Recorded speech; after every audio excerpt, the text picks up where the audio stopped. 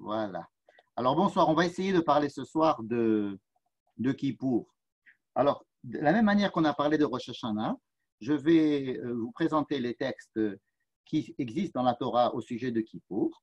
Et aussi, peut-être on va parler un petit peu, comme on a fait pour Rosh Hashanah. Je ne sais pas si vous vous rappelez, on avait parlé de la prière de Rosh Hashanah, du Moser de Rosh Hashanah qui était composé en 3 parties, Malchuyot, Zichronot, Shofarot.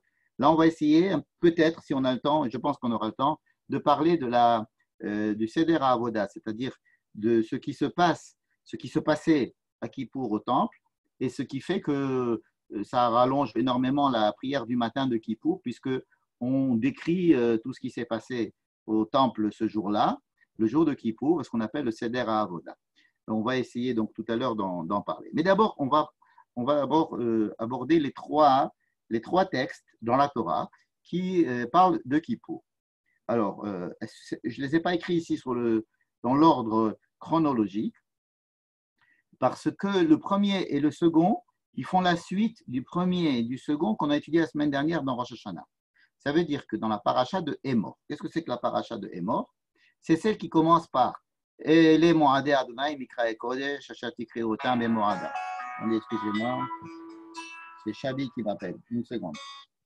Oui, Chabi. Chabi? En fait, elle croit que pour entrer dans Zoom, il faut m'appeler au téléphone. Bon, il n'y a personne avec elle pour lui dire. J'espère qu'elle arrivera à se connecter quand même. Alors, je disais que la paracha de Hémor, c'est la paracha qui nous décrit toutes les fêtes. Toutes les fêtes sont décrites dans la paracha de Hémor. Ça va même de Shabbat et toutes les fêtes. Et elles sont bien décrites, chacune avec son sens, etc. Et c'est là qu'on a vu la semaine dernière qu'il y avait écrit que le septième mois, le premier jour du 7e mois, c'était Rosh Hashanah. Enfin, il n'y avait pas le mot Rosh Hashanah, c'était Yom HaZikaron. Et juste après Rosh Hashanah, il y a écrit Vaidaber Adonai Moshe Lemor. Donc, Dieu parle à Moïse. Chaque fête, il y a au début de chaque fête, il y a écrit que Dieu parle à Moïse. C'est-à-dire qu'il n'y a pas une liste exhaustive de toutes les fêtes dans un seul dialogue entre Dieu et Moïse. Il n'y a pas écrit Dieu parla à Moïse et ensuite on a la liste des fêtes. Mais il y a à chaque fois Dieu parla à Moïse, une fête. Dieu parla à Moïse, une fête. Ce qui fait que, comme si les fêtes, en fait, ils avaient une autonomie. Chaque fête avait son autonomie. Dieu en avait parlé à Moïse. Donc c'était quelque chose d'autonome. C'est ce qu'on appelle un dibour, c'est-à-dire un dialogue. En tous les cas, Dieu s'adresse à Moïse en lui parlant de quelque chose, d'un sujet nouveau. Il s'agit de Rosh Hashanah, il s'agit de Kippour, il va s'agir de Sukkot, etc. Et c'est important à bien comprendre cela parce que ça veut dire que chaque fête a son autonomie et son sens, et que le fait que la Torah les ait classés chronologiquement n'empêche pas que chacun, c'est Dieu qui s'adresse à Moïse différemment, et peut-être même dans un autre temps, pas au même moment. Voilà. Donc, c'est à propos de Vaidaber Hashem El Moshe Lemor. Donc, nous sommes donc au milieu de cette paracha de Hémor. On nous a déjà parlé de Pessah, on nous a parlé de Shavuot, on nous a parlé de Rosh Hashanah qui se situe le premier jour du 7e mois. Et voici qu'on va nous parler maintenant de Kippour. Ach en hébreu, ça veut dire seulement, cependant. C'est un mot qui a fait beaucoup couler d'encre. Parce qu'on se demande qu'est-ce que vient faire le mot ach. Et pourtant, tu fais Rosh Hashanah, tu es très bien, etc. Mais attention, le 10e jour de ce même mois, le mois dont je viens de te parler, le 7e mois. Donc, excusez-moi. Oui, Chabi, c'est pas là qu'il faut appuyer pour me parler. C'est dans le Zoom. D'accord? Chabi, elle m'appelle sur le téléphone parce qu'elle croit que c'est là-bas qu'il faut appuyer pour être dans le Zoom. Et qu'est-ce que je disais? Excusez-moi.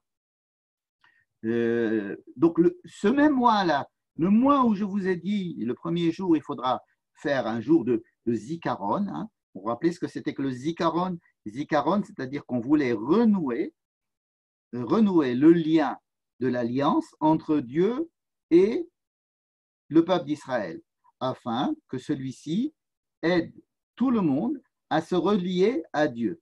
Pourquoi est-ce qu'il est intéressant de se relier à Dieu? Parce que si on ne se relie pas à Dieu, alors le monde est voué à être un grand balagan. En tous les cas, le plus fort gagne et il n'y a pas de morale. L'alliance que Dieu fait avec tous les hommes, avec Adam Arishon, le premier homme avec qui Dieu fait une alliance, et ensuite avec Noé, ensuite avec les enfants de Noé, ensuite avec les Abraham, Isaac, Jacob, etc., ce sont des liens qu'il faut raviver entre l'homme et Dieu. Alors, c'est Dieu qui invite l'homme à se rattacher à Dieu et Dieu qui promet de se rattacher à l'homme à ce moment-là. Donc, c'était ça à peu près le sens de Rosh Hashanah, c'est-à-dire le premier jour du 7e mois. Et on a dit que le 7e mois entier était un mois propice à ce genre de relation entre le Créateur et sa création, entre le Créateur et les créatures, entre le Créateur et les hommes. Donc le 7e mois, pourquoi le 7e mois? Parce que tout ce qui est 7 est propice c'est un temps propice à ce lien qui va dépasser la nature, qui va être un peu surnaturel, afin de mettre à l'intérieur de la nature quelque chose qui sera plus humain.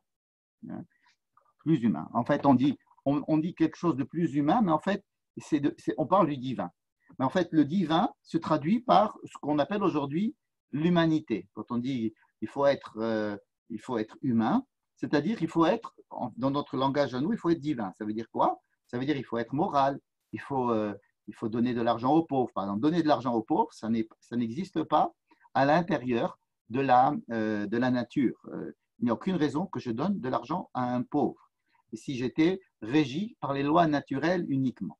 Donc, si je suis régi par des lois naturelles et que j'insuffle à l'intérieur une relation avec le Créateur qui donne un sens à la création, qui dit qu'il faut qu'il y ait une certaine, un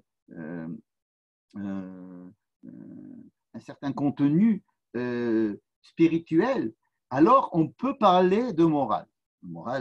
Et alors on parle d'humain. On parle qu'un homme, il soit humain.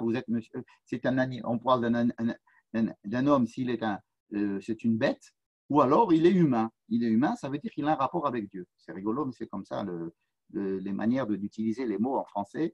Et nous, quand on dit qu'il y a un rapport avec Dieu, ça veut tout simplement dire qu'on est humain. Alors ici, pourquoi je parle de Rosh Hashanah? On en a parlé. Parce qu'il s'agit du même mois. Il y a écrit le Yom Chodesh HaShevi'i Hazeh. Ce même mois, qui est dans un mois, le 7e des mois, c'est un mois donc propice, comme le Shabbat, qui est le 7e jour, est un jour propice à cette relation avec Dieu. Alors le 7e mois aussi.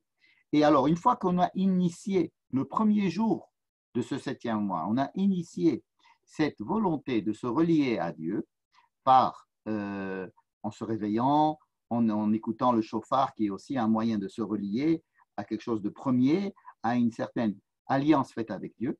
Alors, une fois qu'on a passé les 10 premiers jours, il y a maintenant une certaine maturité qui se fait, qui va permettre, si vous voulez, une deuxième chose qui va se passer dans ce mois-ci. Et cette deuxième chose, ça va être ce qu'on appelle Yom Kippourim. Bon. On va essayer donc de savoir de quoi il s'agit. Mais on a bien compris que nous sommes dans le 7e mois, et c'est très important parce qu'il nous dit la Chodesh HaShevi'i Hazeh. C'est quoi Hazeh? Celui dont on vient de parler pour Rosh Hashanah. Ça veut dire qu'il faut placer Kippour absolument dans la suite de ce qu'on a dit sur Rosh Hashanah.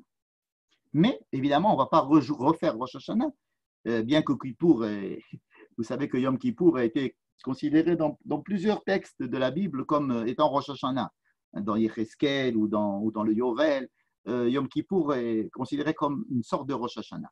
Mais on ne va pas faire cas de ces exceptions. On va dire que Yom Kippour, c'est le 10e jour. Et ce 10e jour, le 10, qu'est-ce que ça peut représenter, le 10? Il n'y a pas d'explication pourquoi le 10. Le 10, il va se passer quelque chose. On peut imaginer que le 10, vous savez que le chiffre 10, c'est quelque chose qui englobe, si vous voulez, une entité. Les 10 commandements, c'est-à-dire quelque chose qui va nous parler de tous les commandements concentrés dans les 10 commandements. Donc, si vous voulez, c'est un cycle, le 10, c'est un cycle d'une réalisation et à partir de laquelle on peut commencer à réfléchir pour pouvoir essayer de, on dirait aujourd'hui, upgrader, ça veut dire passer à une étape suivante. Après que les 9 premiers jours sont passés, le 10e jour, ça va être un jour où on va commencer un autre stade. Alors, quel est le prochain stade? Une fois qu'on a dit que Dieu était le roi du monde, que nous étions des êtres humains qui étaient en relation avec un sens et le Créateur, et donc nous ne sommes pas uniquement que des animaux, nous ne sommes pas que des êtres qui essayons de survivre, mais nous avons aussi un devoir et une mission et quelque chose qui est en relation avec le Créateur. Alors ça, une fois que c'est fait, de quoi il va s'agir le Yom Kippourim? Alors voilà, on va commencer. Yom Kippourim. Alors déjà le jour à Kippourim, le mot Kippour, ça vient du mot kapara et on l'a déjà vu plusieurs fois dans la Bible. Qui veut dire quoi, Kippour? Kippour, ça veut dire qu'on va cacher, que l'on va recouvrir, un certain aspect qui nous empêche d'avancer. Par exemple, on parle d'une faute. Alors, si j'ai fait une faute et que que cette faute m'empêche d'avancer, soit par culpabilité, soit parce que le fait que j'ai fait quelque chose qui est mal, a entamé certaines de mes données. Et alors, à ce moment-là, si je veux essayer de réparer ces choses-là pour pouvoir avancer, il va falloir une kapara. Alors, qu'est-ce que c'est que la kapara, Kippour? C'est pas de les éliminer. C'est pas par exemple, j'ai fait un acte qui était répréhensible. Bon. Cet acte répréhensible, il est là, il est fait. Je ne peux pas revenir en arrière. Par contre, ce que je peux faire, c'est décider de ne pas continuer dans cette voie. Bon, ok, je vais dans une autre voie, mais qu'est-ce que je fais de ce que j'ai fait là? J'ai peut-être fait causer du tort, j'ai peut-être tué quelqu'un, j'ai peut-être moi-même, j'allais dire, mutilé mon âme, mutilé ma sensibilité. J'ai fait quelque chose qui ne va pas dans le sens de ma progression. Alors, la kapara, c'est quelque chose qui vient et qui recouvre cette chose-là, la met de côté. Ce n'est pas un déni, au contraire, il faut en parler, puisqu'il y a ce qu'on appelle à Kippour le vidouille, c'est-à-dire parler de ces choses-là, et ce qui va permettre de les mettre de côté. Alors, le jour de Kippour, ou le principe de la kapara en général, ça veut dire un couvercle, kaporet, c'est un couvercle, ou bien comme si on mettait une couverture dessus. Encore une fois, quelle est la différence entre mettre une couverture sur quelque chose et le déni? Le déni, c'est faire comme s'il n'existait pas. La kapara, c'est au contraire d'être conscient, de l'analyser, et une fois que c'est analysé, lui dire OK, et de vivre avec en la mettant de côté pour pouvoir avancer. Si cette chose-là m'empêche d'avancer dans ma vie, c'est embêtant. Et ça peut être les fautes religieuses, mais ça peut être toutes sortes d'autres choses qui empêchent la personne de pouvoir s'affiner, être plus en relation avec elle-même et avec le monde, et avec les énergies et les directions positives qu'il y a dans le monde. Donc, cette histoire de kapara, ce n'est pas une histoire d'effacer les fautes, encore une fois, c'est une histoire de ne pas les dénier et de se mettre en face d'elles, de les décrire, de les analyser. Il n'y a pas de problème de les analyser. Les analyser, ça fait partie des choses que l'on fait à Kippour. Même dans la prière de Kippour, on met souvent la main sur la poitrine et on dit qu'on a fait certaines fautes et on peut les multiplier. Il y a beaucoup de manières de les décliner et puis ça nous invite nous-mêmes à les décliner. Ce que l'on fait par exemple pendant les slichot aussi, pendant un mois avant. Et une fois qu'on est face à elles, alors on les recouvre. Ça veut dire que Dieu nous dit, je vous aide, je vous donne ce jour-là la possibilité de les recouvrir. Moi-même, je les recouvre. C'est-à-dire que Dieu nous dit, je les recouvre. Si on a le guibouille, si on a on est aidé par Dieu pour recouvrir ces choses-là et les mettre de côté, si on a la légitimité de les recouvrir. Vous comprenez? Qu'est-ce que ça veut dire que Dieu, il va nous faire la capara ce jour-là? J'ai dit que c'était moi qui recouvrais ces choses-là. En fait, je ne le fais que parce que Dieu me donne la légitimité de recouvrir ces choses-là. Et quand Dieu me dit ce jour-là, je vais recouvrir ces choses-là, c'est un jour de Kippour, c'est-à-dire un jour où je vais pouvoir me mettre en face et en même temps de mettre de côté afin d'avancer. Parce que ce qui m'empêche d'avancer, c'est souvent ce genre de problème avec lesquels je ne veux pas me mettre, je ne veux pas me confronter, ou alors quand je me confronte, j'aime bien les garder en face de moi et créer une lutte avec elles. Et là, on me dit non, pour avancer, il faut les étudier, tu peux les nommer et les mettre de côté. Le fait de les mettre de côté te permettra d'avancer. C'est pour ça que la kapara aide à vivre. Et donc, Dieu nous dit, c'est le jour, c'est le jour de la kapara. Alors, voilà ce qui va se passer ce jour-là. C'est que c'est un jour où on doit être en face de nous-mêmes. Quand on dit on est en face de Dieu, ça veut dire qu'on est en face de nous-mêmes. On va être en face de Dieu, on va être en face de nous-mêmes. Ça veut dire quoi en face de nous-mêmes? Ça veut dire sans se mentir, parce que Dieu sait tout. Et Dieu étant celui qui m'a créé, et comme il n'est pas visible, me mettre en face de Dieu, c'est d'essayer d'être le plus en face de moi-même possible. C'est un jour de grand travail sur soi, mais qui a la chance d'être aidé, ce travail, par Dieu, c'est-à-dire par l'instance suprême qui vient et qui me donne la théouda, qui me donne un ishour, en me disant, OK, c'est bon, OK. C'est comme si quelqu'un était extrêmement angoissé et il a des angoisses en face de lui et il ne sait pas d'où elles viennent. Bon, alors il peut en parler ou il peut ne pas en parler, mais il peut essayer de les nommer avec des mots, avec les mots qu'il peut. Et Dieu lui dit, OK, je te prends la main, prends tes angoisses, mets-les de côté, essaye de les mettre, moi je t'aide à les mettre de côté, je te donne l'autorisation de les mettre de côté, je te donne l'autorisation de ne pas continuer à vivre, à te tamponner contre elles en permanence, afin de ce qu'on appelle de te purifier. Alors qu'est-ce que c'est te purifier? Les taher et trem, on va le voir tout à l'heure, c'est-à-dire de te donner la possibilité de te sentir un peu mieux, d'être débarrassé le plus possible de ce genre de problèmes qui t'empoisonnent l'existence. Voilà. Donc, le jour de Kippour, c'est une occasion de faire ce travail-là, concentré, pas soi-même seulement, mais avec l'aide de Dieu, qu'on dit. Donc, avec l'autorisation, c'est un jour très particulier parce que comme s'il y avait l'instance suprême qui vient et qui me donne cette possibilité de faire un reset, de remettre à zéro les problèmes, de les mettre de côté, sans les effacer, de les mettre de côté.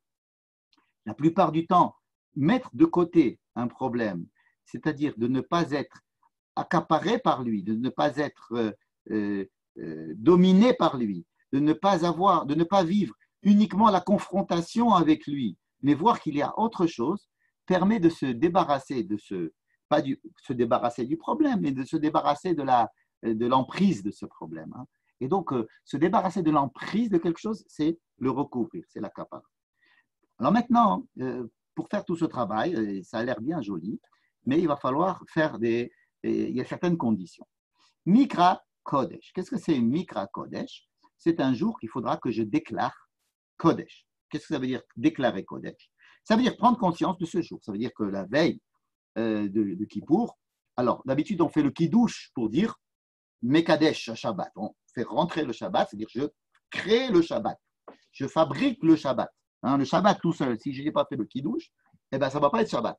Donc je dois, moi, faire quelque chose. Alors comme on ne peut pas boire du vin, on ne va pas faire le Mikra et Kodesh de Kippour sur du vin, mais on va le faire à la synagogue. On va dire Mekadesh Israël Veyom HaKippourim, et comme ça on va dire Mekadesh, on va faire Mikra et Kodesh. Veinitem et nafshotechem. Alors ça c'est quelque chose d'important à Kippour. Il faut jeûner. il faut Ve'initem et nafshotechem.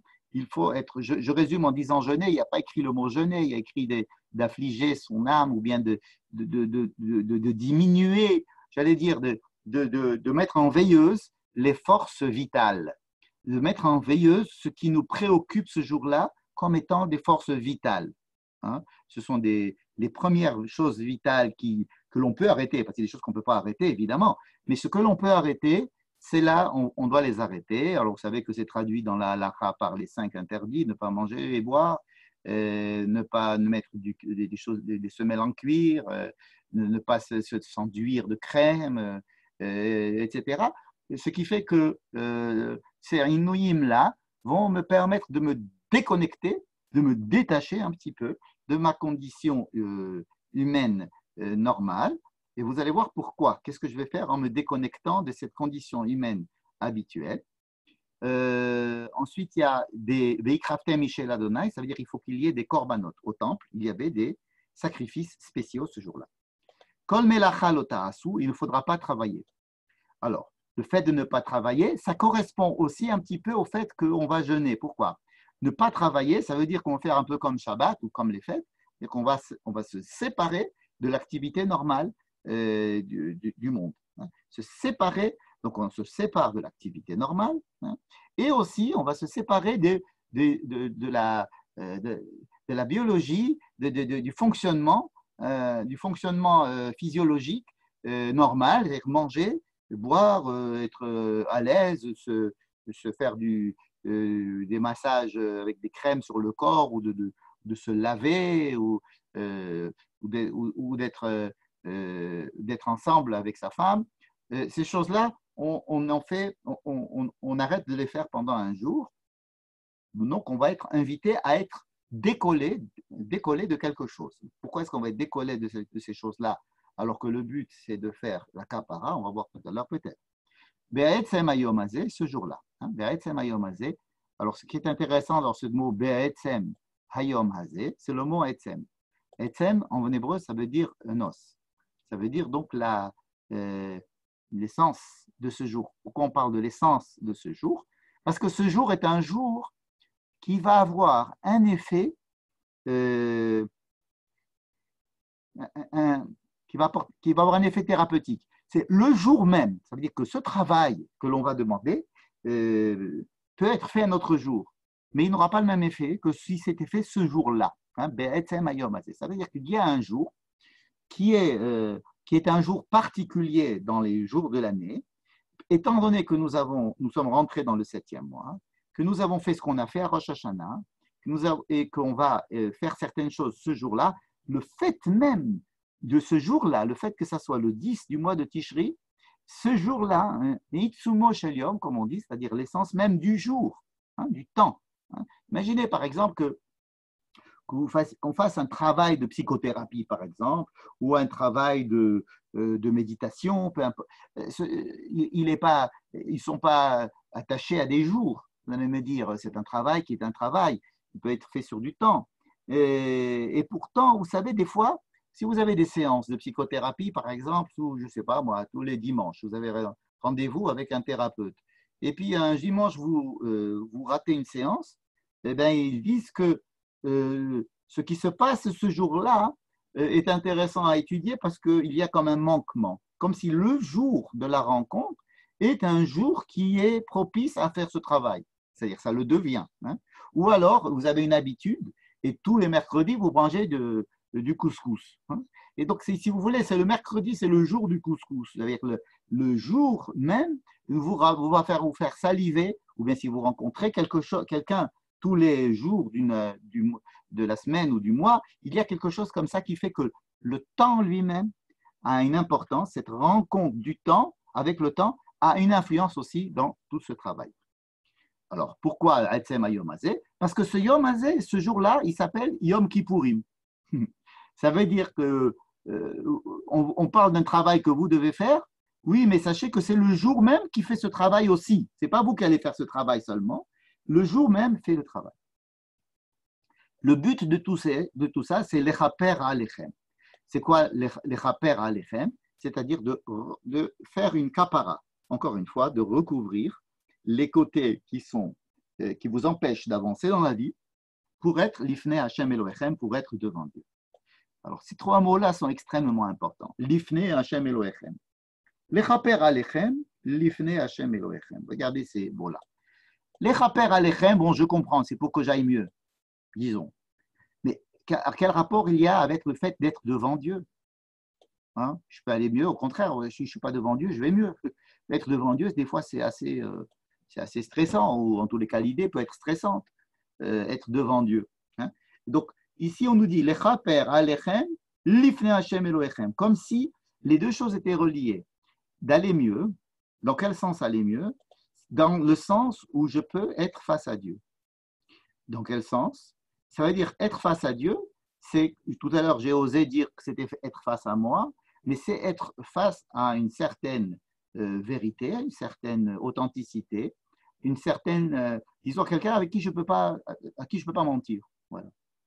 Michel, oui. Allô? je vais te poser une question. Le chaper alechem, le chaper, tu as dit que c'était se guérir ou s'améliorer, mais c'est aussi la même racine que kapara alors. Mais oui, c'est de la kapara que je parle. Mais qu'est-ce que c'est que la kapara? Ça veut pas dire guérir le chaper, non? Non, le chaper, ça veut dire recouvrir. Recouvrir la faute. D'accord. On va considérer que, c'est-à-dire qu'on va fermer le dossier, comme on dit, je ne sais pas comment on dit, le dossier est clos. Hein. Maintenant, qu'est-ce qu'on fait avec un dossier qui est fermé en justice? Ben, on le ferme et on le met, on le classe. Hein. Et vous avez des gens qui réouvrent le dossier plusieurs années après. Donc, ce dossier n'est pas été, on ne l'a pas brûlé. Hein. Il existe, mais il est fermé. Il est fermé. Pourquoi il est fermé? Parce que ça me permet de respirer. Quand on sait que son dossier au tribunal a été fermé, ben, vous savez, on peut recommencer à vivre tranquillement jusqu'à ce que, si un jour quelqu'un nous le réouvre, ou bien que nous-mêmes on refasse la même bêtise et qu'on réouvre le dossier, ben là, il va exister encore une fois ce dossier. Il n'est pas question de dénier ou de brûler des fautes. Hein. Question de les mettre de côté pour pouvoir me permettre d'avancer. Et ça, me permettre d'avancer, comme j'ai dit, les rappels alechem, c'est en relation avec le fait d'être devant Dieu. Qu'est-ce que c'est que d'être face à Dieu? Je vous rappelle que Dieu, ce n'est pas une idole, que Dieu, ce n'est pas quelque chose que l'on peut définir, que l'on peut décrire, que l'on peut prendre en photo. Et c'est ce qui n'est pas du tout.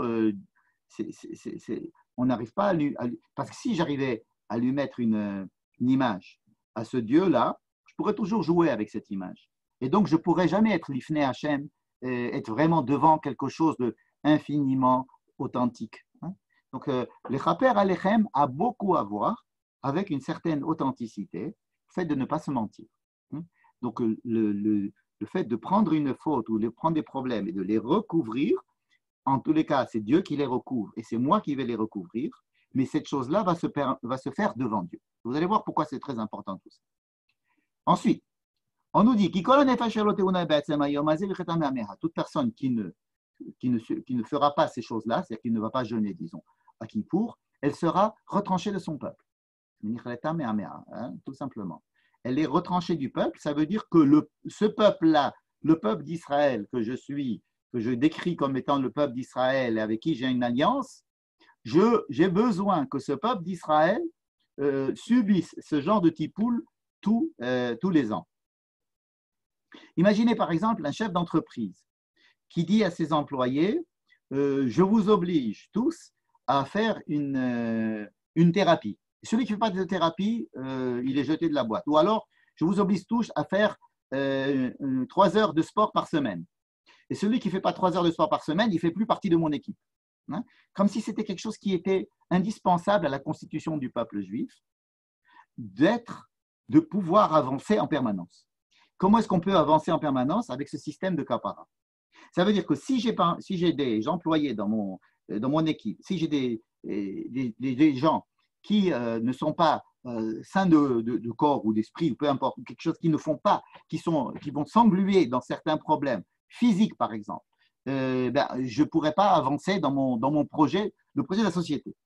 Ça paraît très dictatorial aujourd'hui, comme quand on pense au managing d'une société, mais on n'est pas loin de la vérité malheureusement aujourd'hui. Je ne parle même pas de la Chine ou du Japon, Je parle même des sociétés européennes ou américaines où le managing fait un stress, impose des certaines qualités de vie, hygiène de vie, comme ils disent. Prenez par exemple Apple ou bien des sociétés, des grandes sociétés américaines qui imposent à leurs ouvriers d'avoir une certaine hygiène, de faire du sport, de bien manger, etc. Et sinon, eh ben, vous allez sauter, vous n'allez plus faire partie de la société. Hein. Eh ben, c'est de ça qu'il s'agit ici. Il s'agit ici de dire, eh ben, si vous ne participez pas à ce petit pool une fois par an, vous serez éliminé du peuple. Ça veut dire que j'ai besoin, hein, qu'est-ce que ça veut dire qu'arrête, qui est éliminé du peuple? C'est-à-dire que Dieu a besoin de juifs qui ne soient pas trop englués dans leurs problèmes sans arrêt parce que ça va les empêcher de continuer à fonctionner en tant que juifs dans le peuple juif. Et donc, celui qui ne fera pas ça, il sortira de la société, il sortira du peuple juif. Comment il sortira? Ça, c'est Dieu qui s'en occupe. Si vous enfreignez les lois de ce jour-là, par exemple, en travaillant, c'est pareil. Il n'y a pas que le jeûne, que si vous faites jeûner, c'est carrette. Et même si vous travaillez ce jour-là, c'est que si on va enfreindre les lois qui sont interdites Shabbat, par exemple, ce jour-là, c'est encore beaucoup plus grave puisque je vais annuler cette personne-là du peuple. Ça veut dire que je vais la retrancher du peuple. Ça veut dire que c'est un jour où vraiment je vous demande une certaine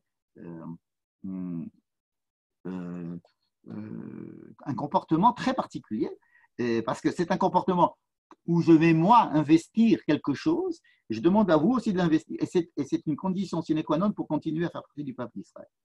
On a l'air de se répéter. Shabbat Shabbaton Hulachem, ça va être un jour de Shabbaton, une sorte de Shabbat comme ça. Et vous devriez jeûner. Vous vous rendez compte là qu'on est en train de se répéter. Le 9e jour du mois, hein, le 9e jour du mois, du soir au lendemain soir. Tishbetu Shabbatechem. Voilà. Alors, deux questions sur ce petit texte. D'abord, il y a une redondance, je ne sais pas si vous avez remarqué. Deuxièmement, on parle du 9 alors qu'au début, on a parlé du 10. Hein? On nous a dit que c'était le 10 Tishri. Là, on nous dit que c'est le 9 Tishri au soir. Et ça veut dire quoi? Ça paraît bizarre cette histoire. Et je vais tout de suite passer un petit commentaire à ce sujet et on va continuer notre étude. D'accord? Je prends ce texte, le même texte que nous venons de lire, et je vais l'analyser ici dans ce petit tableau. Et vous voyez que ce petit tableau-là, il est écrit sous forme chiastique. Ça veut dire quoi, chiastique? Ça veut dire que d'un côté, vous avez petit a, et à la fin, vous avez le même petit a. Ensuite, petit b, et vous avez petit b. Petit c, il se retrouve en petit c. Petit d, il se retrouve en petit d. Petit e, il se retrouve en petit e. Ça veut dire qu'on peut le partager en deux. Et que le début est comparable à la fin. Alors, voyons voir le milieu. Toute personne qui ne va pas jeûner ce jour-là, il va être retranché du peuple. Pareil ici, toute personne qui va faire du travail sera retranchée du peuple. Bon. Ensuite, vous avez la phrase d'en haut, Kol melacha lo ta'asu, il est interdit de faire du travail ce jour-là. Et bien, vous avez aussi la même chose, juste en parallèle ici, Kol melacha lo ta'asu. Vous voyez, c'est fait de façon parallèle. Veikraftem Michel Adonai, c'est en relation avec Chukat Olam le Dorotechem Bechol Mosvotechem. Ah, alors là, non. Là, il n'y a pas de parallèle. C'est deux phrases différentes. Ici, c'est vous apporterez un sacrifice à Dieu, et là, vous devez faire Kippour à toutes vos générations, là où vous vous trouvez. Ça n'a rien à voir, les deux trucs. On va revenir. Ici, on a Mikra Kodesh Yelachem. Ici aussi, Shabbat, Shabbaton Yelachem, Ve'initem et Nafshotechem, Ve'initem et Nafshotechem. Ici, Be'asor la Chodesh, le 10 du mois, et en bas, nous avons aussi la date, mais c'est le 9 du mois. Voilà. Donc, nous avons un parallèle, comme si la Torah avait ici redoublé. Oui? Quelqu'un veut prendre la parole? Bon, c'était une fausse alerte. Je disais que la Torah prend un texte, le renverse complètement. Pourquoi? Pourquoi est-ce que le renverse? C'est évidemment pour mettre en valeur, pour mettre en exergue les différences qu'il y a entre les deux et de les comparer. En fait, ça c'est le Rav Yoni Grossman qui a étudié ce texte de cette manière-là et qui nous fait remarquer que la première partie, c'est si vous voulez le Kippour qui se passe au temple. Je vais vous le montrer tout à l'heure. La deuxième partie, c'est le Kippour qui n'est pas dépendant du temple. On va commencer par cette phrase-là. Veikraftem ishe l'Adonai, vous apporterez des sacrifices à Dieu. Elle est en parallèle à Chukat Olam, les Dorotechem, Bechol Moshvotechem. Bechol Moshvotechem, c'est-à-dire là où vous êtes. Donc là où vous êtes, c'est-à-dire que ce n'est pas à Jérusalem. Kippour ne se passera pas uniquement à Jérusalem, comme dans la première partie, mais il se passera là où vous êtes. Ça veut dire que Kippour, bien que vous ayez l'impression que Kippour se passe au temple et que l'essentiel de Kippour est au temple, non. Vous avez, vous, la possibilité de vivre Kippour là où vous êtes, à Haïfa, à Tel Aviv ou à Beersheba. Et c'est pour ça qu'il y a ici, je les ai mis les deux en rouge, ce parallèle qu'il y a entre ces deux phrases, une uniquement réservée au temple, l'autre uniquement réservée à ceux qui ne sont pas au temple. Ici, par exemple, Kol melacha lo ta'asu, il ne faut pas faire de travail. Pourquoi? Parce que vous ne pouvez pas travailler et être devant moi au temple. Vous êtes devant moi. Alors que ici, c'est Kol melacha lo ta'asu, un point, c'est tout. Quand vous êtes à Haïfa, vous êtes chez vous. Je vous demande de ne pas aller au travail. Vous restez chez vous, faites comme Shabbat. Tandis que là, quand il s'agit du temple, ne faites pas de travail parce que vous ne pouvez pas travailler, vous êtes ici en face de moi. C'est Kippour et vous êtes en face. L'Ifnei Hashem Elohim, vous êtes devant moi au temple. Et vous avez, alors ici, l'histoire le 10 du mois et là le 9 du mois. Quelle différence il y a entre le 10 du mois et le 9 du mois? Parce qu'en fin de compte, il s'agit de la même journée. Il s'agit du 10. Mais ici, on parle du 9 au soir jusqu'au lendemain soir. Et ça, on l'a déjà étudié plusieurs fois. Le temps du Beth Amikdash, les journées au Beth Amikdash, commencent le matin et elles finissent le soir. Ça veut dire qu'une journée au temple commence toujours le matin. Shabbat au temple, ça commence le matin et ça finit le soir. Le soir, c'est encore Shabbat au temple. Tandis que, en dehors du temple, pour un juif, la journée commence toujours la veille. Shabbat commence le vendredi soir. Elle va finir le samedi soir. Et le samedi soir ne fait pas partie de Shabbat. Vous êtes d'accord? Donc, la définition de 24 heures, la définition de la journée, elle est différente. Le temps du temple n'est pas le même que le temps en dehors du temple. Dans le temple, la journée du 10 Tishri commence le matin. Tandis que la journée du 10 Tishri en dehors du temple commence le 9 au soir, tout simplement. Et c'est pour ça qu'il y a ces deux dates qui correspondent au même jour. Mais au temple, tout le service qui va être décrit au temple, tout ce que l'on va faire au temple, commence le matin, même un tout petit peu avant le lever du soleil. Et c'est à ce moment-là qu'on commence le travail de Yom Kippour. Qu'est-ce qui se passe dans le temple? La veille, rien. Il ne se passe rien. Ça veut dire que si vous allez au temple la veille de Kippour, alors que nous, on est à la synagogue et qu'on est déjà en train de jeûner, au temple, c'est encore un temps normal. On est encore en train de brûler les sacrifices de la journée d'avant. Le Kippour au temple commence le 10. Et donc, c'est pour ça qu'on appelle, je vous ai dit que toute cette partie-là, de la première partie de ce texte, parle du Kippour dans le temple. La deuxième partie parle du Kippour en dehors du temple. Ça veut dire à quoi ça sert? Ça sert beaucoup parce que tout Kippour, on a l'impression que tout Kippour est une histoire du temple. Ça veut dire que qu'est-ce qui se passe à Kippour? C'est le Seder à Avoda. Alors c'est vrai qu'il se passe à Kippour le Seder à Avoda. Mais est-ce que, en dehors du temple, en dehors de tout ce qui va se passer entre le Kohen Gadol et le peuple d'Israël, si je suis en Amérique, si je suis ailleurs, qu'est-ce qui va se passer? Le jour même, étant donné que ce jour-là, et depuis la veille, comme nous on fait rentrer Kippour la veille, vous savez qu'on le fait rentrer la veille, même une heure avant, on fait Kippour, on le fait rentrer comme Shabbat, si vous voulez, on le fait rentrer vraiment avant la tombée de la nuit. Parce qu'on a justement cette partie-là qui nous dit, c'est l'histoire de temps, ce n'est pas une histoire de lieu, Kippour, c'est une histoire de temps. Ce texte que nous venons de lire de dans le parachat de Hémor, vous rappelez, c'est ce texte-là, c'est le même texte, hein, parachat de Hémor. Rappelez-vous comment il commençait. Et après, il va y avoir la phrase voici les temps de rencontre avec Dieu. Il ne s'agit pas de lieu de rencontre avec Dieu. Alors, c'est vrai qu'il y a aussi le temps de rencontre avec Dieu ce jour-là, et il y a aussi une rencontre dans le lieu.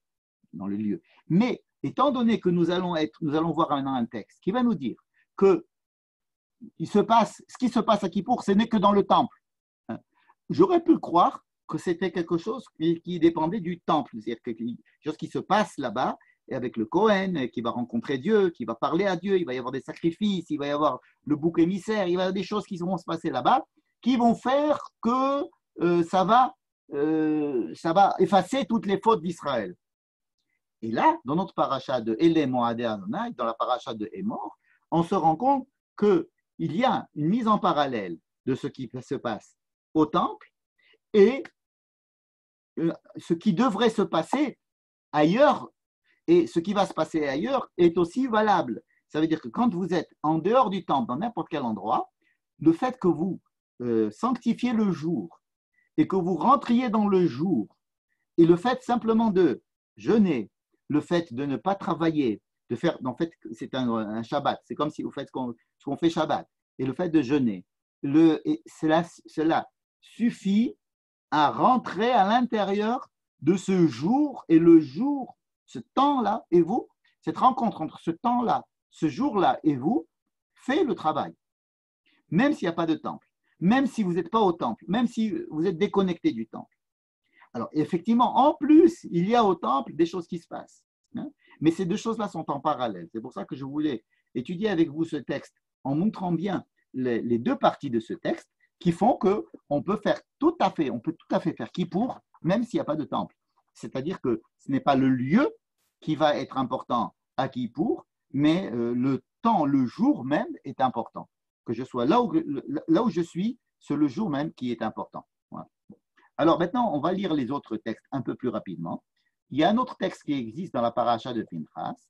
Dans la paracha de Pinchas, il y a là-bas la liste de tous les sacrifices que l'on doit amener dans les jours particuliers. Shabbat, Rosh Chodesh, Pessah, Shavuot, Rosh Hashanah et Kippour. Alors il y a là une liste de choses qu'il faut amener.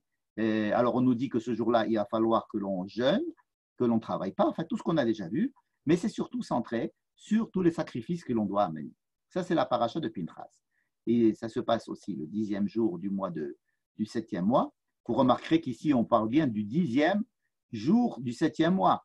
Et si je vous pose la question en interrogation et surprise, pourquoi ici il y a écrit le 10e jour du 7e mois et il n'y a pas écrit le 9 au soir? Parce qu'il s'agit de sacrifices. Et tous les sacrifices font partie du temple.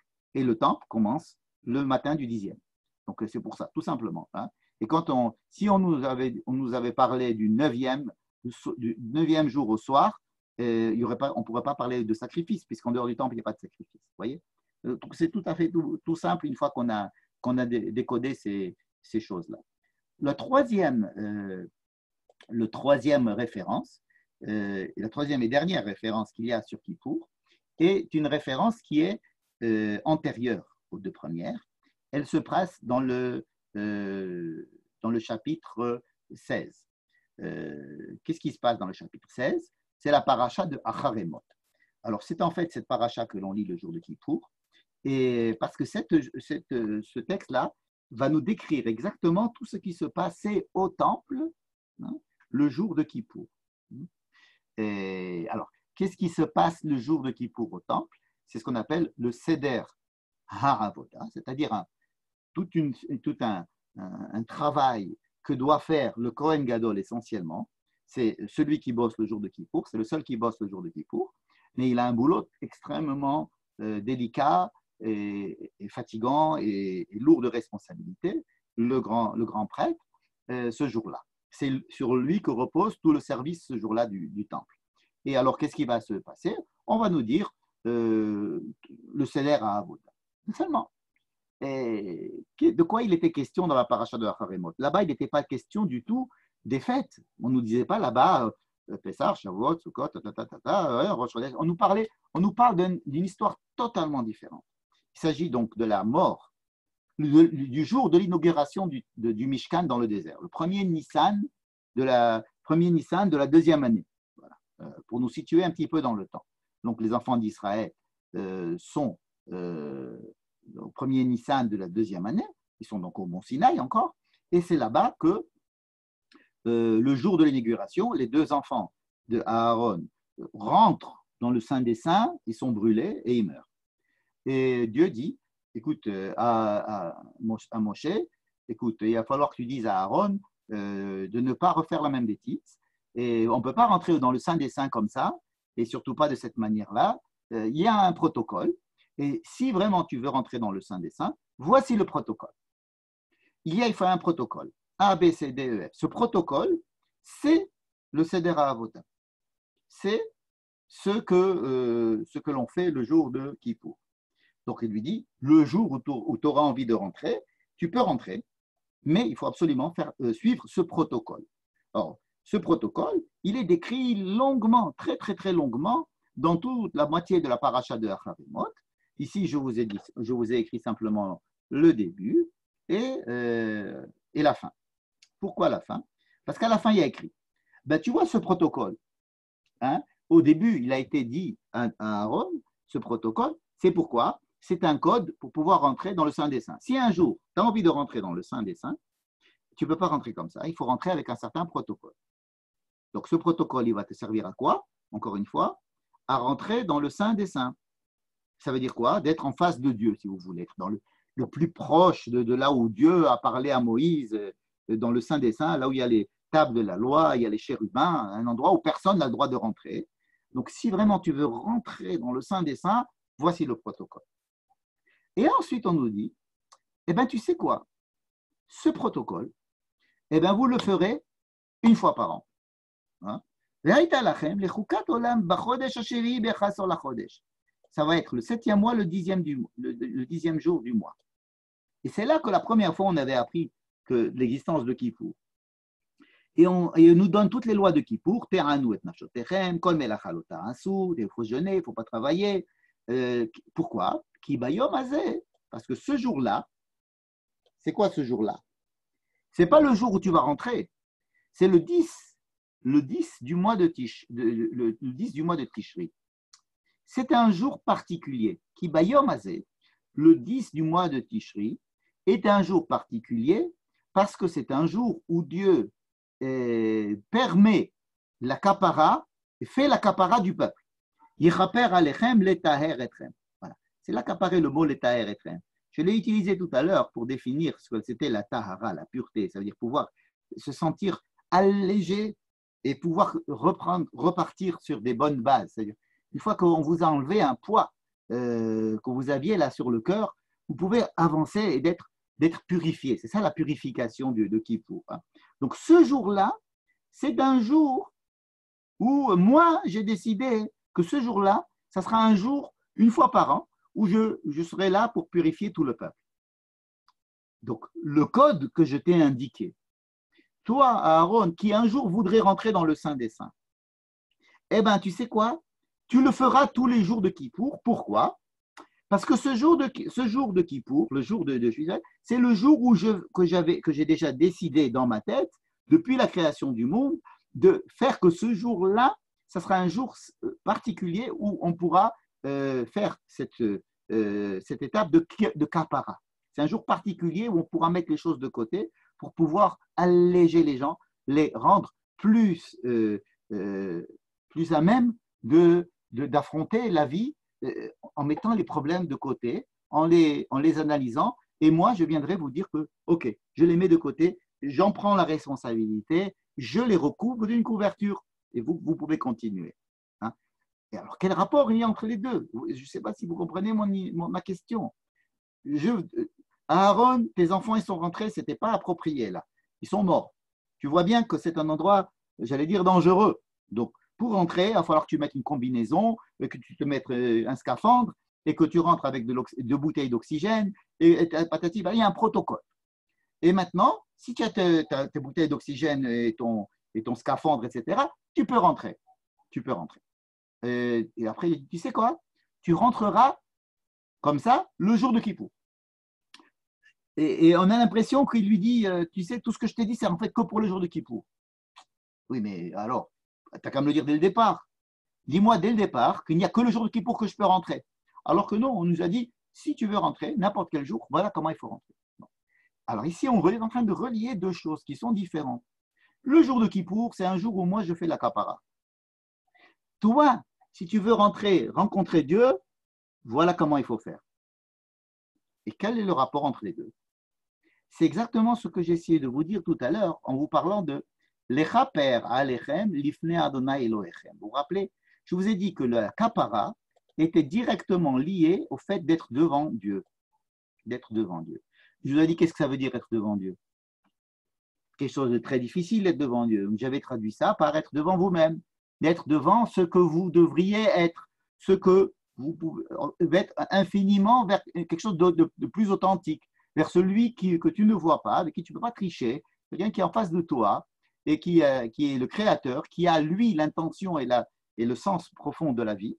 Alors, vis-à-vis de ça, tu peux faire ce travail de l'échaper et c'est lui qui va te faire l'échaper.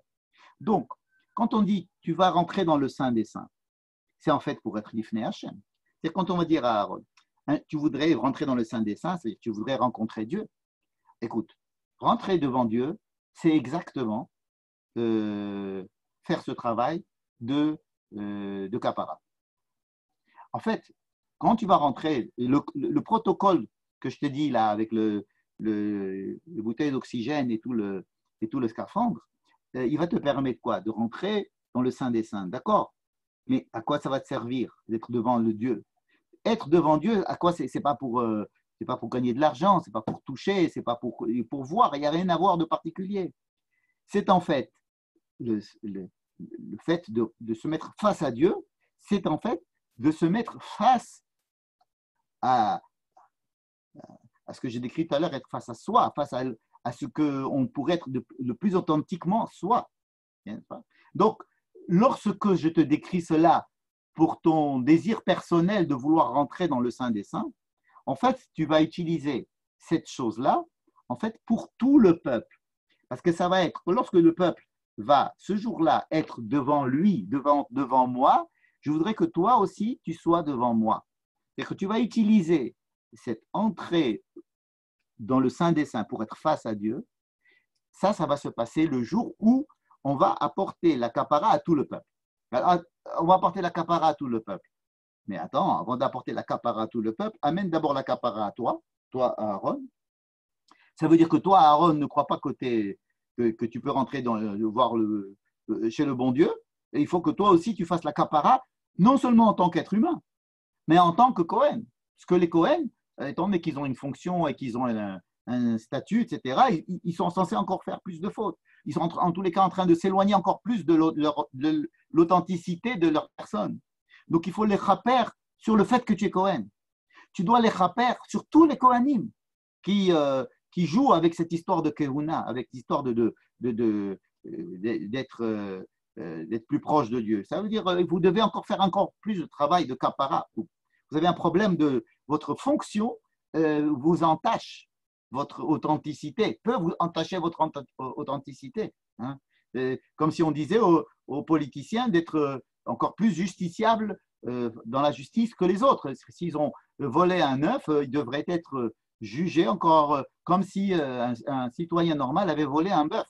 Pourquoi? Parce qu'ils représentent quelque chose et ils doivent être encore plus redevables, ils doivent encore plus travailler sur leur authenticité et leur cachotterie envers eux-mêmes, justement parce qu'ils sont Kohen.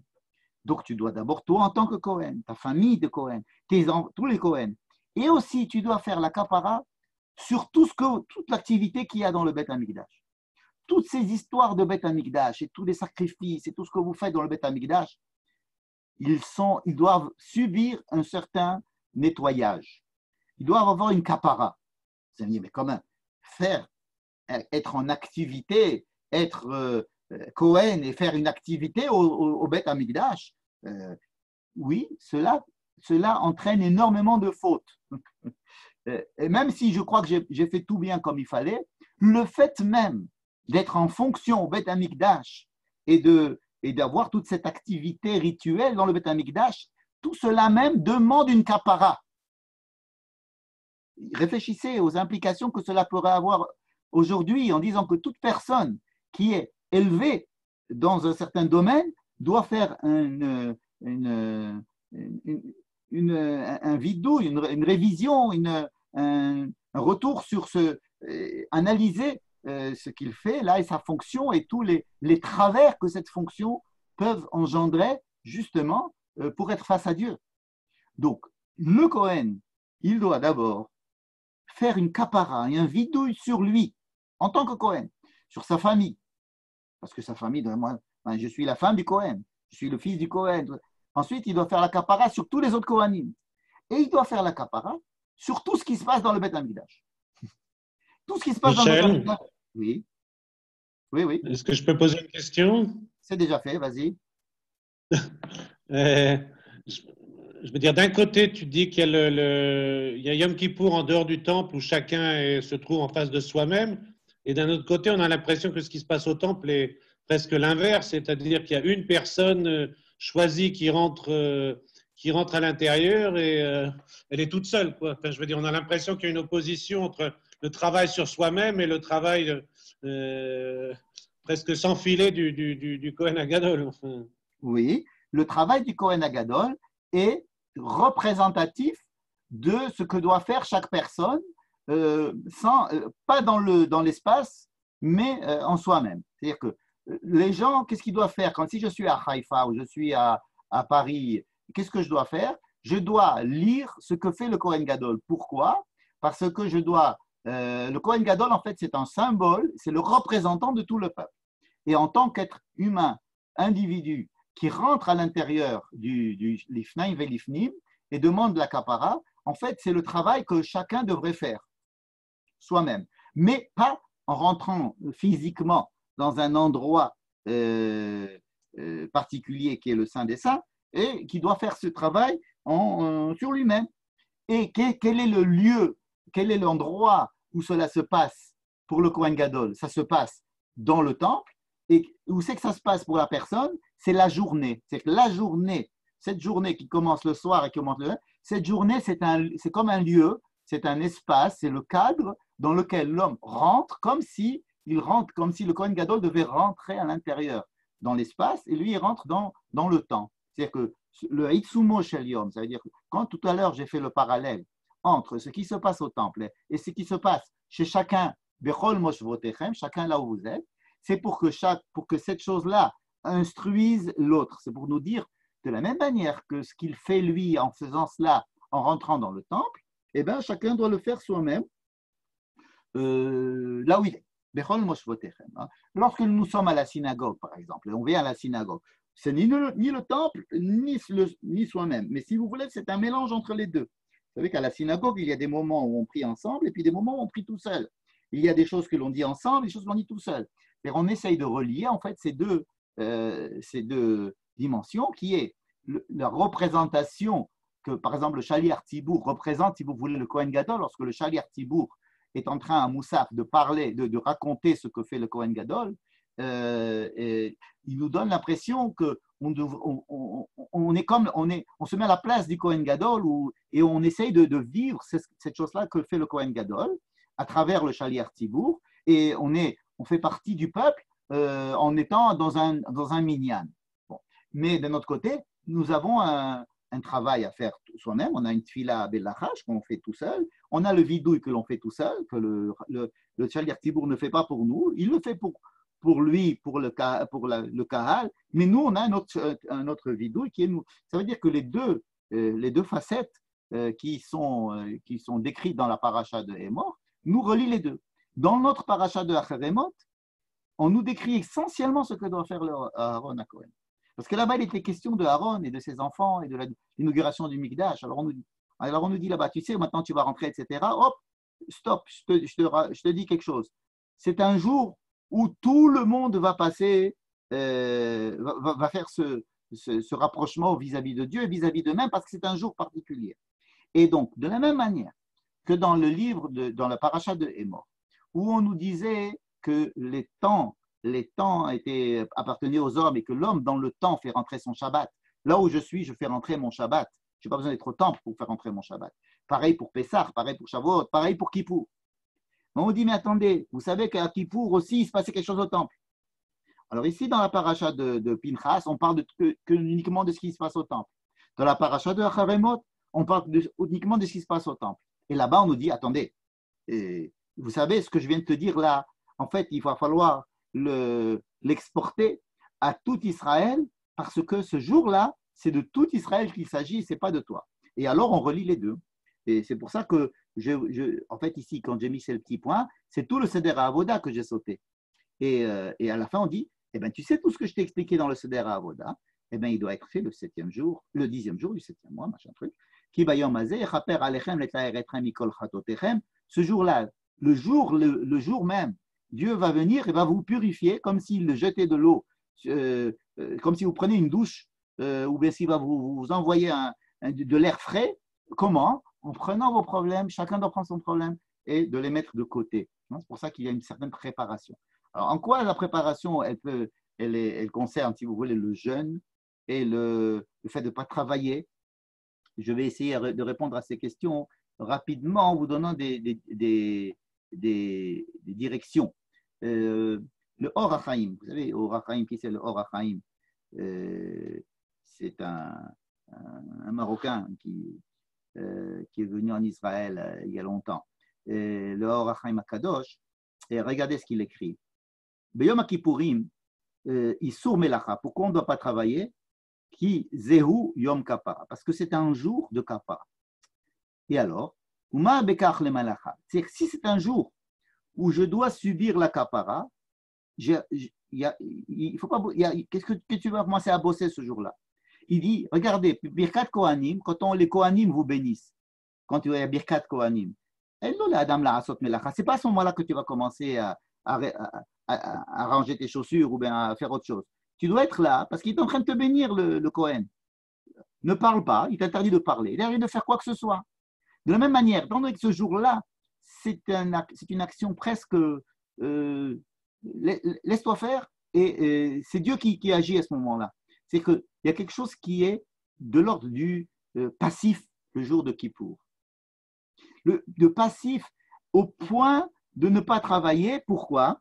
Parce qu'il se passe quelque chose. Il se passe quelque chose. Et pendant qu'il se passe ça, tu ne peux pas aller travailler. On te fait une bracha, tais-toi. Hein? Et soit ce qu'on appelle un kli kabbalah, soit un récipient de la beracha. Voilà. Je trouve ça très joli. Soit un récipient de la bracha. Il parle de ça pour la Birkat Kohanim. Eh bien, il dit la même chose. Beyom Kippourim, אנחנו מצווים שלא לעשות מלאכה, כדי שהשפע הכפרה וטהרה שיורד עלינו יוכל להגיענו. De la même manière que pendant qu'on fait Birkat Kohanim, tais-toi et ne fais rien, soit reçois. Tu reçois, on te bénit. L'une des conditions de la bénédiction, c'est d'être en réception. En réception. Et bien, de la même manière, à Kippour, il faut être en réception. Donc, tu ne vas pas aller bosser ce jour-là. Tu ne vas pas commencer à faire des choses. C'est-à-dire, tu dois être en réceptivité. Tu dois être en réception. On bosse pour toi. C'est le jour où il bosse pour toi. Dieu est en train de bosser pour toi. Il est en train de t'envoyer quelque chose. Alors, il faut te déconnecter. De quoi? Te déconnecter, alors on a dit, de se déconnecter de son issouk, de son activité, même de son activité physiologique normale, parce que je dois être en complète réception. Je ne dois pas me sentir actif, je dois me ressentir un peu passif. Pourquoi? Parce que cette manière d'être passif, c'est comme si je devenais un récipient de cette purification. Hein, tout à l'heure, j'avais essayé de décrire ça comme Dieu qui nous disait, écoute, voilà, ok, tu as fait telle et telle bêtise, tu as des angoisses de ce type-là, tu as des peurs comme ça, tu as fait des choses qui ne s'étaient pas bien, il s'est passé, tu as eu des traumatismes, etc. Ok.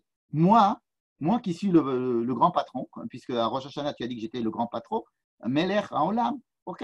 Alors moi, le grand patron, maintenant, je prends sur moi toutes ces choses-là. Ne t'inquiète pas, je te prends la main, mets ces choses-là de côté. Les choses de côté. Moi, je les mets de côté. Moi, je t'autorise à les mettre de côté. Et cela va te permettre le lendemain ou le soir même, de respirer. Ça veut dire quoi, respirer? Ça veut dire de pouvoir être un peu débarrassé de toutes ces scories, de ces angoisses, de ces peurs, de ces traumatismes, de ces fautes, de toutes ces choses-là. Michel, je peux t'interrompre un oui, instant? c'est fait. Merci. J'ai l'impression qu'on m'a dit la même chose à propos de Shabbat. Ouais. C'est pour ça que c'est parlé Shabbat Shabbaton. On appelle le Kippour un super Shabbat. On l'appelait Shabbat Shabbaton. Mais alors en quoi c'est différent? Ah non, parce qu'il n'est pas question Shabbat de faire une kapara. Il n'y a pas du tout de kapara le jour de Shabbat. Oui, je parle de sa position personnelle. Non, mais de se mettre oui. en attente. Alors, à Shabbat, il y a Issur Melacha. Je ne travaille pas à Shabbat, n'est-ce pas? Donc, il y a effectivement le jour de Shabbat un certain décalage par rapport à ce que je fais comme action, mais on ne me demande pas d'arrêter de bouffer, au contraire. On ne me demande pas d'être ce que je suis, on ne me demande pas la capara, on ne doit même pas rappeler les fautes. Un jour de Shabbat, il est interdit de dire j'ai fauté. Il n'y a pas de vidouille Shabbat. Il n'est pas question de se remettre face à ses fautes ou à ses manquements. Shabbat, au contraire, on prend un décalage conscient, presque actif. C'est une shvita active. À Kippour, c'est un super Shabbat, parce que non seulement on fait Shabbat, mais en plus, par rapport à notre passé, par rapport à notre passif, on va faire une action. Shabbat, on n'est pas en train de faire un passif, on n'est pas en train de te passer en justice, Shabbat. C'est en ce sens-là que c'est très différent de Shabbat. Ça inclut les mécanismes que nous faisons en Shabbat, mais ça n'est pas que ça. Il y a d'autres choses qui se passent. Alors, il y a, ici, je parle de Kli Kabbalah. Shabbat, on n'est pas en Kli Kabbalah. On n'est pas en Kli Kabbalah à cause des fautes. On n'est pas en train de faire une kapara. Il n'y a pas de kapara à Shabbat. Il n'y a pas de faute, il n'y a pas de kapara. Shabbat n'est pas là pour effacer mes fautes. Il n'est pas question de faute, Shabbat. Hein? Par contre, ici, oui. Alors, la Kabbalah, laquelle on se trouve ici, et c'est ce qu'il va nous dire.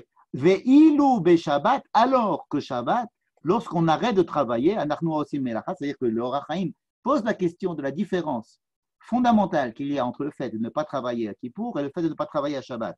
Il dit par contre, le Shabbat, lorsque l'on ne travaille pas, on est en train de se relier au monde à venir, au monde idéal. Ici, on n'est pas en train de se relier à un monde idéal. On est en train de parler plutôt de notre passé. On essaye de nettoyer le passé pour pouvoir mieux vivre. Ça n'a rien à voir. Ça veut dire que, étant donné que le monde à venir, je n'aurai pas besoin de travailler, alors Shabbat, je fais comme si c'était le monde à venir. Ça n'a rien à voir avec le fait de ne pas travailler le jour de Kippour, parce que je suis en train de ce jour-là de recevoir un cadeau, de recevoir quelque chose de formidable, et je ne peux pas aller faire autre chose ce jour-là que d'être en réceptivité totale. À propos du jeûne, excusez-moi, je voudrais vous signaler quelque chose que le Rav David Ben Ezra m'a enseigné, c'est de dire que, rappelez-vous que lorsque Esther doit aller voir le roi Ahasverus, et qu'elle doit aller alors qu'elle n'est pas invitée à aller chez lui, et elle met sa vie en danger puisqu'elle ne l'a pas invitée et qu'elle va rentrer chez lui. Elle demande à Mordechai de jeûner 3 jours. Et elle dit, Kenos et kol ha-Yehudim, rassemble tous les Juifs qui se trouvent à Shushan et jeûnez pour moi, et ne mangez pas, ne buvez pas 3 jours. Elle ne leur dit pas de prier. Elle ne leur demande pas de prier pour elle. Elle leur demande de jeûner, tout simplement. Qu'est-ce qu'ils vont faire en plus de jeûner? Rien. Ils vont jeûner. Et elle relie le fait de les relier et de jeûner. C'est-à-dire de les faire jeûner tous. Ça fait une communion. On se rattache au peuple. Tous, on se rattache au peuple. C'est-à-dire que le fait de jeûner, c'est d'être à égalité. Mais qu'est-ce qu'on met à égalité? Puisqu'on ne mange pas la même chose, on ne mange pas. Donc, on va ressentir, qu'est-ce qu'on va ressentir si on ne mange pas et on ne boit pas? On va commencer à ressentir très fort notre corps. On va commencer à sentir que notre vie, on va se ressentir faible, on va sentir et puis quand on va prendre conscience de notre corps, hein, c'est un jour où on prend conscience de notre corps et de la faiblesse de ce corps-là. Et c'est de façon paradoxale ce qui va nous permettre de d'être en situation de réception et d'être un lambda à l'intérieur du peuple. Et tout le peuple est en train d'être pardonné. Et je fais partie du peuple et je suis pardonné parce que je fais partie du peuple. Ça veut dire qu'il y a ici Kenos et Kol Yehudim, rassemble tous les Juifs et demande-leur de jeûner. Ce qui va permettre à Esther de rentrer. Alors, je vous rappelle qu'il n'y a pas de prière. C'est-à-dire que ce qui va permettre de faire intervenir Dieu pour contrecarrer la loi normale qui est que quelqu'un qui rentre alors qu'il n'est pas invité par le roi est mis à mort tout de suite, Esther va rentrer, va se mettre en danger. Il va falloir faire intervenir Dieu pour que ça n'arrive pas. Comment est-ce qu'on va faire intervenir Dieu pour que ça n'arrive pas? On va réunir tous les Juifs et on va jeûner. C'est-à-dire que le jeûne, de ne pas manger, ne pas boire pendant 3 jours, et le fait de se rassembler, c'est à peu près la même chose. Et c'est le fait de se rassembler et de montrer cette énorme humilité qui va nous faire sentir le poids de notre corps et le fait que nous soyons, quand on a le poids de notre corps et qu'on sent que notre corps appelle et nous demande et qu'on est faible et que toute notre force vitale, Pitom, parce qu'on n'a pas pris son café, va commencer à nous passer entre les doigts, on va se rendre compte un petit peu de cet état passif, dans lequel on peut rentrer pour recevoir, pour avoir un bain d'humilité, une vraie humilité. Et cette humilité passe par l'inclusion à l'intérieur du peuple entier. Le fait que je fais partie du peuple. Qui je suis? Eh ben, je suis un pion dans le peuple. Je suis un pion dans le peuple. Je suis quelqu'un qui a un corps qui soupèse le poids lourd de son corps alors que je me sentais agissant et maître de tout. Alors, cette humilité, cette position de réception va me permettre de recevoir, si vous voulez, cette autorisation d'en haut de pouvoir faire un reset, de recommencer à zéro, de mettre de côté tout ce qui bouillonne en moi et qui m'empêche d'avancer, de le mettre de côté et de pouvoir reprendre ce qui bouillonne en moi de façon positive. Et tout ce qui bouillonne en moi de façon négative et m'empêche d'avancer, le mettre de côté. C'est ce qu'on appelle la kapara et la tahara. Voilà. C'est ce qui va se passer sur là. Donc, si vous voulez, toutes ces étapes-là, de ne pas manger, de ne pas boire, faire partie du peuple, de se rentrer à l'intérieur du peuple, de sentir l'entrée du jour, de sanctifier ce jour, de vivre ce jour, qui est le même jour pour tout le monde.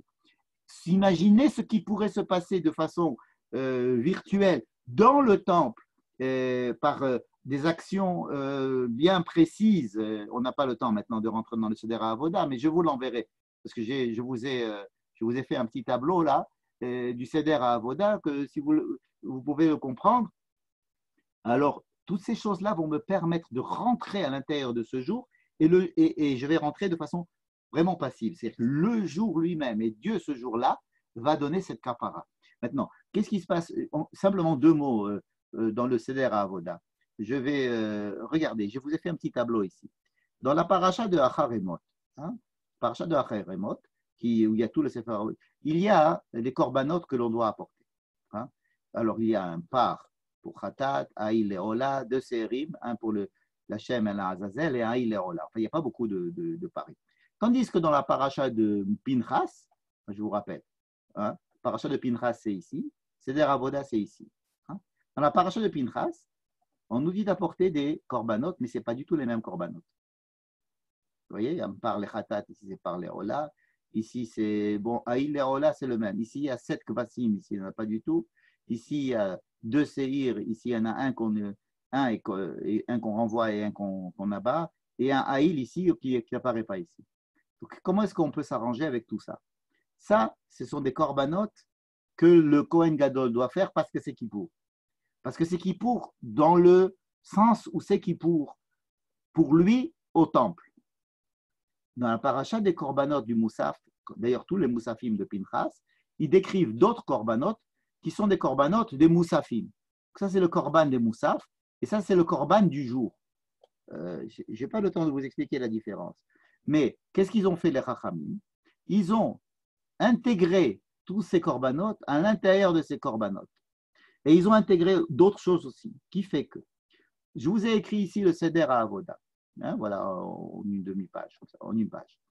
En noir, je vous ai écrit le texte de Acharemot, c'est-à-dire le texte de la Torah dans Acharemot qui décrit ce que le Kohen doit faire, le protocole, hein, pour pouvoir rentrer au Saint des Saints. En rouge, je vous ai mis ce que les Chachamim ont rajouté. Pourquoi ils l'ont rajouté? Parce qu'ils ont fait une synthèse avec d'autres textes, par exemple celui-ci. Hein. Ils l'ont rajouté ici. Et donc, ce qui fait qu'il y a des rajouts ici qui sont en rouge et qui font que le Seder Avoda, le vrai Seder Avoda, ça veut dire comment ça se passe vraiment au Beth Amikdash, c'est légèrement différent de ce qui est écrit dans la Torah, dans la Parasha Acharemot. Et là, j'ai bien fait, je pense que c'est juste parce que je l'ai revu plusieurs fois et j'ai tout refait, qu'en rouge, c'est ce qu'il y a en plus de ce qui est écrit dans la Parasha d'Acharemot. Et en noir, c'est la paracha elle-même. Donc, pour ceux que ça intéresse de suivre le Seder à Avoda, de savoir ce qui se passe vraiment, voici le texte et voici les rajouts. Remarquez que dans le Seder à Avoda qui est décrit dans Haremot, on ne rentre qu'une seule fois dans le Saint des Saints. Alors que dans les Chachamim, ils ont dit non, nous on sait qu'il faut rentrer 2 fois. Donc ils ont dit, essaye d'oublier une petite cuillère à l'intérieur et après tu seras obligé de revenir reprendre la cuillère. Ce qui fait qu'il va falloir se laver 5 fois. 5 fois, il faut se laver, 5 fois, il faut changer les vêtements. Alors que dans la paracha, on change de vêtements une fois en rentrant, puis une fois en sortant, puis c'est tout. Donc, ce qu'on appelle les tvilot, rentrer dans le mikvé, sortir, changer les vêtements, etc. Donc, il y a pas mal de choses que les Chachamim ont rajoutées sur la paracha de Haremot pour en faire, si vous voulez, ce qu'on appelle le Seder Avoda que l'on fait aujourd'hui. Et donc, c'est là pour vous expliquer la différence qu'il y a entre la paracha que l'on va lire à la Torah le jour le matin de Kippour et ce qu'effectivement on va lire dans le Moussaf, qui est légèrement différent. Voilà. Qu'est-ce qu'on fait le jour? Je vais vous dire à peu près ce qui se passe ce jour-là. Il y a ce qu'on appelle le parachatat, c'est que le Kohen, je vous ai dit qu'il doit faire un travail sur lui avant de faire un travail pour le peuple. Donc, il doit amener un par. Alors, qu'est-ce que c'est qu'un par? Alors, on cherchait, est-ce que c'était un taureau? Peut-être c'est un taureau. Alors, un taureau et un bouc. Hein, le haïl, on a dit que c'était un bélier. Un bélier, on avait dit tout à l'heure, avec en aparté, on a essayé de connaître les noms. Donc, il amène un taureau, un bélier, et ensuite, pour le peuple, il amène deux boucs et aussi un bélier. Alors, il va prendre ce par-là, ce taureau, et il va prendre un bouc, hein, un S, et c'est avec ça qu'il va travailler toute la journée.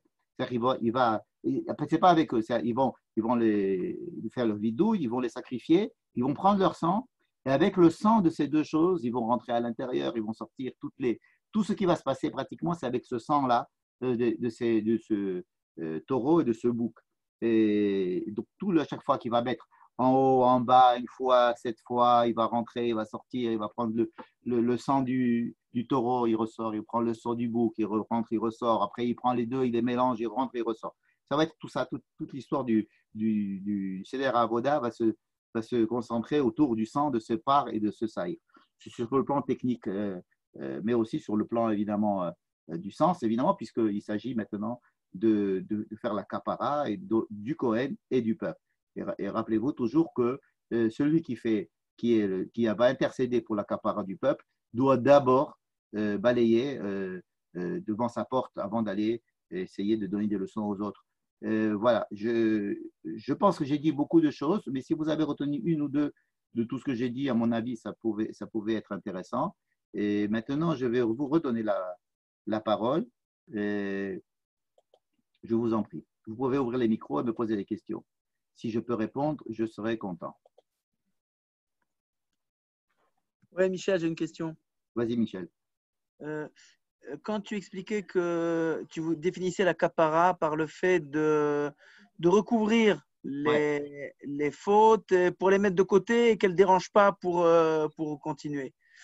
Comment est-ce que ça se rejoint avec ce qu'on dit dans la Gemara que les asdonot offrent les shgagot, les srouyot.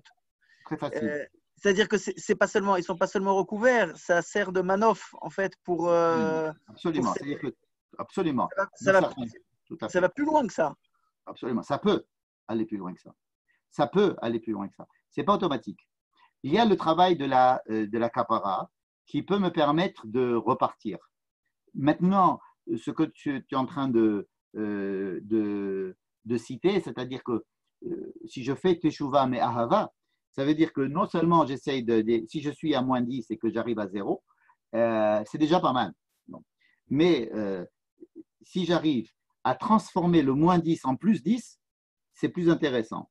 Pour ça, il faut un travail supplémentaire qui ne fait pas uniquement intervenir la kapara, mais qui fait intervenir ce qu'on appelle la teshuva mais ahava, c'est-à-dire de prendre mes problèmes que l'on met de côté. Déjà, mettre les problèmes de côté, c'est déjà super. Hein. C'est le travail de Kippour. La Kippour, ce n'est pas un travail de teshuva, c'est de prendre les problèmes, de les caper à l'air. Ce que tu cites, c'est le travail de teshuva, c'est-à-dire quoi faire, même dans l'année, ce n'est pas uniquement à Kippour. Qu'est-ce qui peut se passer dans un travail de teshuva? C'est un travail où je vais effectivement essayer d'analyser mes problèmes et d'essayer de les résoudre, hein, comme on dit en français, hein, on les met en solution, comme ça, on les résout. Mais aussi, on peut, avec un travail, disons, un travail positif, et pas un travail simplement négatif, un travail positif, de prendre toutes ces choses-là et d'en faire des forces pour pouvoir avancer. Et ce qui fait que, effectivement, au lieu d'avoir un passif, je vais prendre ce passif et en faire un actif. Et c'est un travail particulier, ce n'est pas le même travail. C'est un travail particulier qui demande beaucoup de ahava, beaucoup de bonne volonté, il faut savoir comment le faire. Hein. Je ne pense pas que ce soit le travail de Kippour. Kippour, ce n'est pas ce travail-là. Par contre, c'est le travail de la teshuva que l'on peut faire en général, toute teshuva, mais ahava, et c'est exactement ça à quoi elle aspire, c'est transformer les passifs en actifs. Mais Kippour, si vous voulez, c'est la kapara, c'est les taher. Ce n'est pas, on ne demande pas à Kippour de repartir. Peut-être que ça serait le travail de Sukkot, mais pas de Kippour. Kippour, c'est d'enlever les poids, c'est de nous enlever les poids et nous refaire un reset. Hein. Et maintenant, si on veut se programmer positivement avec des choses positives et même prendre le passif et le rendre actif, ça serait le travail de Sukkot. Ce n'est pas le travail de Pessah, de Kippour. Pardon. D'accord, Michel? J'ai une question, Michel. Ouais. Quand même, pendant Kippour, on a quand même l'impression qu'il y a une forte liturgie. Et la liturgie, elle est quand même très précise, notamment quand on fait l'ordre, le Seder à Avoda, etc., que finalement, il n'y a pas beaucoup d'introspection, il n'y a pas beaucoup de place, on va dire, en termes de temps, même pendant l'office, etc., pour cette fameuse introspection.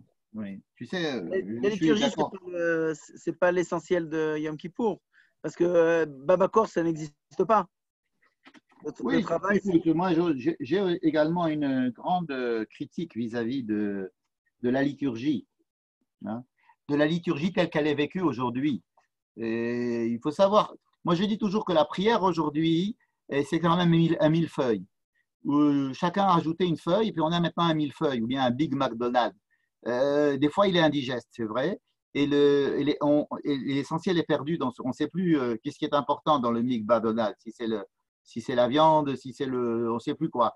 Maintenant, imaginez un millefeuille, des fois c'est très difficile à manger un millefeuille aussi. À force de vouloir mettre des bonnes crèmes et des couches et des couches et des crèmes et des couches et des couches, à la fin on est perdu. Je suis tout à fait d'accord.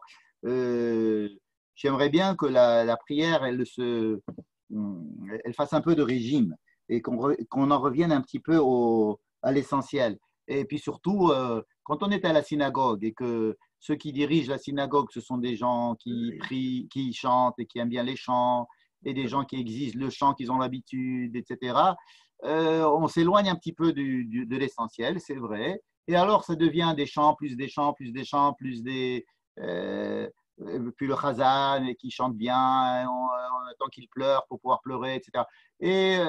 Heureusement qu'il y a le temps de la prière en silence qui nous permet un petit peu de silence, quoi. On a besoin vraiment de beaucoup de silence dans la prière.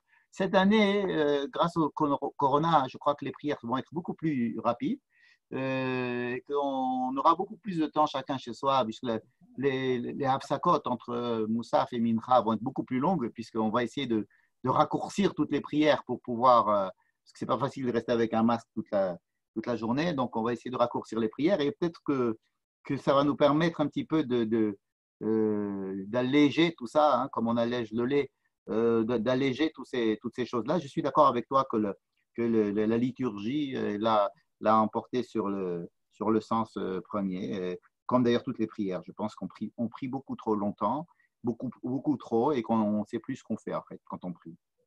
Mais bon, ça c'est un travail à faire, effectivement, un travail à faire. Ça, vous savez, la prière du matin, des fois on se demande, c'est vraiment un millefeuille, de tous les matins, hein, c'est un millefeuille, pas possible. Chaque génération a ajouté quelque chose avant, un truc après, un truc avant, un truc après, un truc avant, un truc après. Aujourd'hui, quand vous avez l'impression que c'est fini, il y en a toujours un qui vous lance encore un autre mise-mort, et encore à la fin, il y a un autre mise-mort, et puis encore, il y en a qui restent pour encore lire d'autres termes. Bon, c'est une question de... C'est un problème, c'est un problème. C'est un problème pathologique, je pense. Qu'on n'arrive pas à alléger, on va toujours en rajoutant des choses, alors que notre génération a besoin de se recentrer vers l'essentiel. Bon, c'est ce qu'on essaie de faire comme ça quand j'essaie de décortiquer les choses, d'essayer de retrouver un peu l'essentiel dans tout ça. Bon, il y en a qui diraient que ça a aussi beaucoup de charme. C'est vrai qu'il y a beaucoup de charme aussi à ce genre de choses. Il y en a qui sont attachés au charme plus qu'au sens. Ça a aussi du sens, s'attacher au charme. Merci. Voilà. Merci beaucoup. Avec grand plaisir. Je vous souhaite de passer un bon Shabbat, un bon Yom Kippour, et qu'on se retrouve, si Dieu veut, après Kippour. Je ne sais pas quand est-ce que ça tombe Kippour. Ça tombe un lundi. Donc, on va pouvoir se voir le lendemain, mardi, si Dieu veut. Voilà. Donc, un bon Kippour à tout le monde. Et je vous envoie les textes arrangés bientôt. À bientôt. Merci d'avoir participé. Merci Matova. Merci Michel. Gemara Tova. Merci beaucoup à vous aussi. Bye. Au revoir.